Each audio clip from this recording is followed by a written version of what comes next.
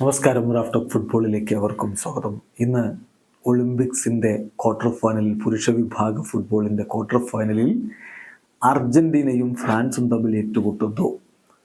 രാത്രി ഇന്ത്യൻ സമയം 12:30 മത്സരം നടക്കുക.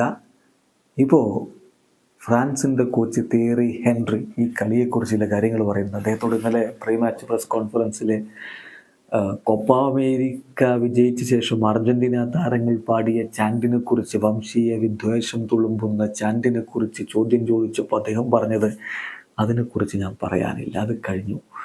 ഇപ്പോൾ കളിയെക്കുറിച്ച് സംസാരിക്കാനാണ്, അതിൽ ഫോക്കസ് ചെയ്യാനാണ് ഞാൻ ഇഷ്ടപ്പെടുന്നത് എന്ന്. പിന്നീട് അദ്ദേഹം കളിയെക്കുറിച്ച് ചില കാര്യങ്ങൾ പറയുന്നു. അദ്ദേഹം പറയുന്നു, ഗ്രൂപ്പ് സ്റ്റേജിൽ മികച്ച രൂപത്തിൽ വന്ന് ഫ്രാൻസ് ഫേവറിറ്റുകളാണ് എന്നെല്ലാവരും പറയുമ്പോൾ ഞാൻ അങ്ങനെയല്ല ഇതിനെ കാണുന്നത്. ഗ്രൂപ്പ് സ്റ്റേജ് കഴിഞ്ഞു, ഇനി നോക്കൗട്ട് സ്റ്റേജാണ്. പുതിയൊരു കോമ്പറ്റീഷൻ ഇവിടെ സ്റ്റാർട്ട് ചെയ്യുന്നു എന്ന് വേണം നമ്മൾ മനസ്സിലാക്കാൻ. എല്ലാം മാറിയിരിക്കുന്നു. ഒറ്റ മിസ്റ്റേക്ക് മതിയാവും, ഒരു കളിയിൽ ഒറ്റ മിസ്റ്റേക്ക് മതിയാവും നിങ്ങൾ പുറത്തേക്ക് പോകാൻ.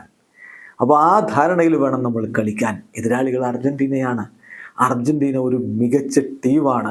അവർക്ക് എല്ലാ ഡിപ്പാർട്ട്മെൻറ്റുകളിലും യൂത്തും എക്സ്പീരിയൻസും ഉണ്ട്. അതുകൊണ്ട് അവർക്കെതിരെ വളരെ കോഷ്യസ് ആയിട്ട് വേണം കളിക്കാൻ എന്നാണിപ്പോൾ കോച്ച് തിയറി ഹെൻറി പറയുന്നത്. അപ്പോൾ ഫ്രാൻസാണ് ഫേവറേറ്റുകൾ ഈ കളിയിൽ എന്നാണ് പൊതുവെ ഫുട്ബോൾ ലോകം വിലയിരുത്തുന്നത്. കാരണം ഫ്രാൻസിൻ്റെ ടീം വളരെ ബാലൻസ്ഡ് ആണ്, വളരെ മികച്ച രൂപത്തിൽ ഗ്രൂപ്പ് സ്റ്റേജ് താണ്ടിയവരാണ്, ഒറ്റ ഗോൾ പോലും വഴങ്ങാതെ വന്നവരാണ്.